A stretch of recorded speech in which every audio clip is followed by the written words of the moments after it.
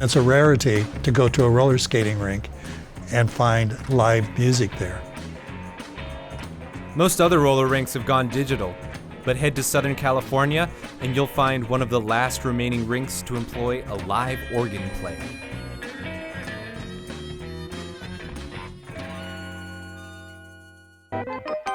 My name is Dominic Cangelosi, and I own the Moonlight Rollerway. I've been playing roller skating music for 70 years. There are only about 10 or 15 roller rink organists left in the country. In the 40s and 50s, most of the rinks around the country used live organ music, and then when Elvis Presley and the Beatles all came into the picture in the 50s and 60s, most of the rinks around the country phased out the live organ to play recorded music. But not the Moonlight Rollerway.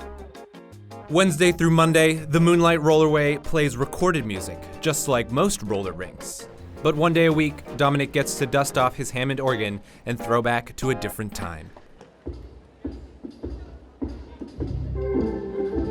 On Tuesdays, I play from 8 o'clock till 10:30. The people that come on Tuesday nights are a mixed crowd. A number of the skaters are old-time skaters in their 70s and 80s who like to skate to the organ music. This place is special because it's been here for so long. It's a historical landmark. People have skated here through the years, met their boyfriends, girlfriends here, raised a family, bring their grandchildren. And it's something from the past that I just want to hold on to at least one night a week. I love coming here. I come every day, and I enjoy my customers. They appreciate it, and they like the music. I have no plans to stop playing the organ. I'll play it as long as I'm here. Thank you for coming, and hope to see you all real soon. Good night.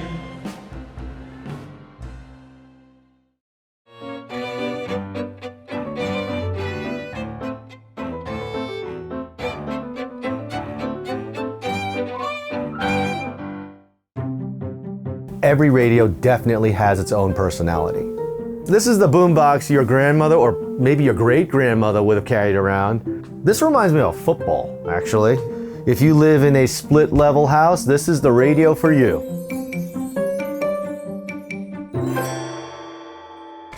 This radio has never been opened before. This one's a breeze. There's not a whole lot of documentation that's still around on how to do this. It's glowing too red for my liking. If you get them in wrong, the radio blows up. Sometimes I work on these radios for hours and hours and hours, and just when I think I'm about to give up, something clicks in my mind, and it works. To me, this radio looks very science fiction-like. This would be like the console of a spaceship. It started off as a hobby, and now it's become a little bit more than that. I have several hundred at any given point. These radios are found in dumps and garages and old closets. There were families that probably sat around these radios and listened to the first man land on the moon. FDR's fireside chats were probably playing through these radios. Digital technology sterilizes music. Old radios sound a lot more organic, a lot warmer. When I repair these radios, I feel like I'm giving them back their old voice.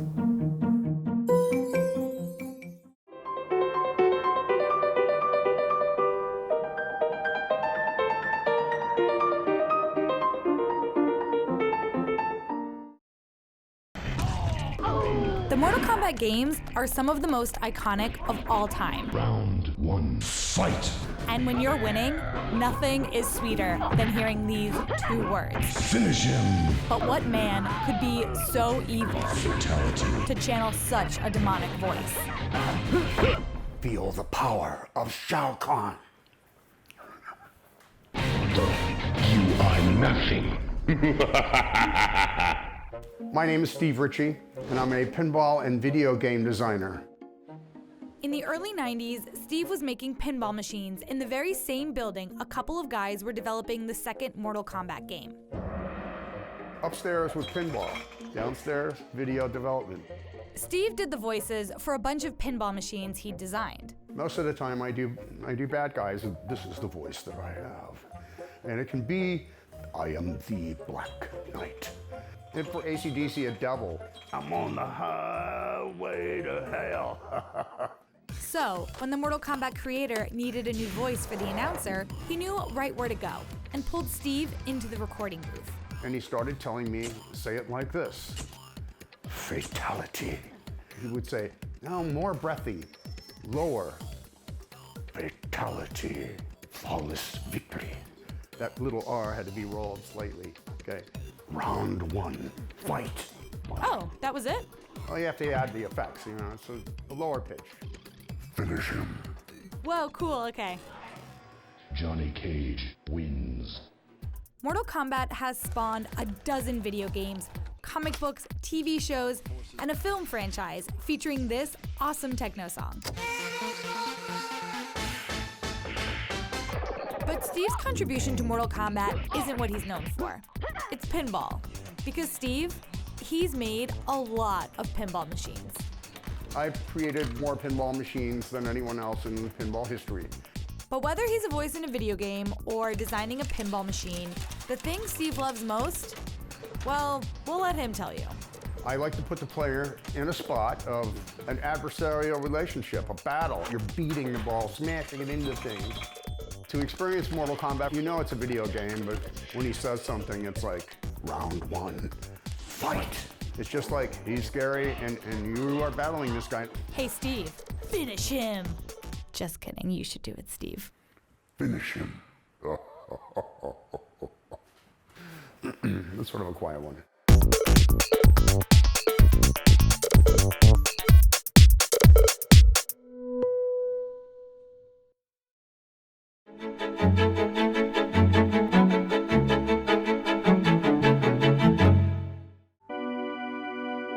Imagine 2 acres of land that are covered with Las Vegas history, dating from the 1930s up to present day. And when you walk in, they tell a story. The Neon Museum was founded in 1996, and we rescue signs. There are over 200 signs in the Neon Boneyard. Las Vegas is a town that is known for imploding all of its hotels and not preserving its history because we're always wanting to move on to the bigger, better, brighter thing.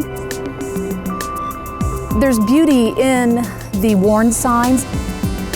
They're a glimpse into the past. You see that rusted paint, you see the broken neon, and it's kind of bittersweet. The folks who designed these are really master craftsmen. They hand blow the neon that's in them. The Yucca Motel, the intricate artwork, the glass blowing that had to go into the design of the actual yucca, the Stardust Spire reaching up into the sky. It's becoming an art form that's going away. We preserve a lot of those memories so people who didn't see the signs actually on the strip are able to come here and get a real sense for what they were like in person.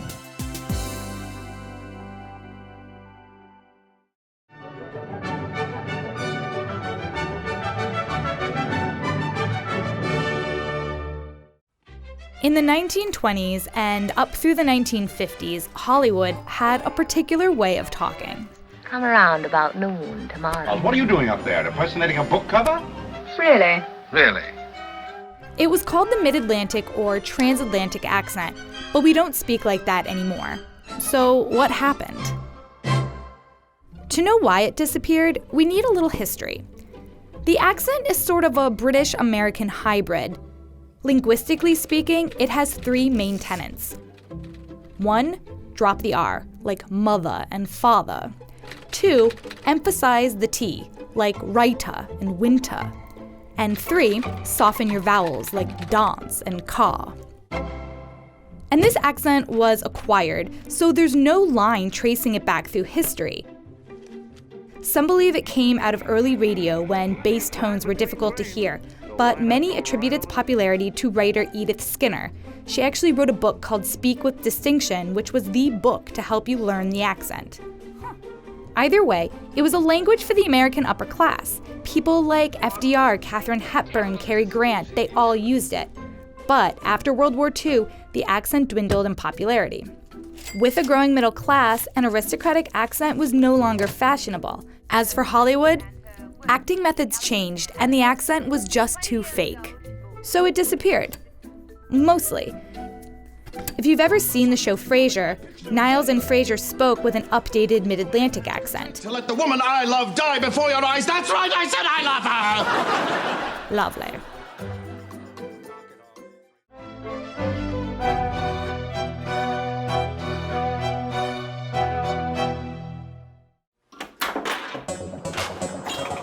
Pinball, always an arcade favorite.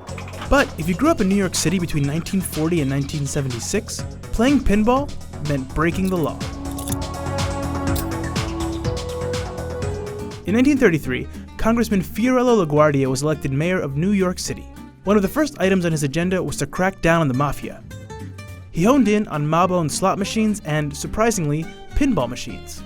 He succeeded in getting pinball declared an illegal game of chance, and in 1940, the city banned the game. Now I'm gonna stop it. This, of course, drove pinball machines underground to seedy parlors and even seedier strip clubs. But public disdain for pinball wasn't as high as it was for slot machines, which made it hard for the mayor to gain public support for his raids on these newly illegal pinball establishments. That was until 1941.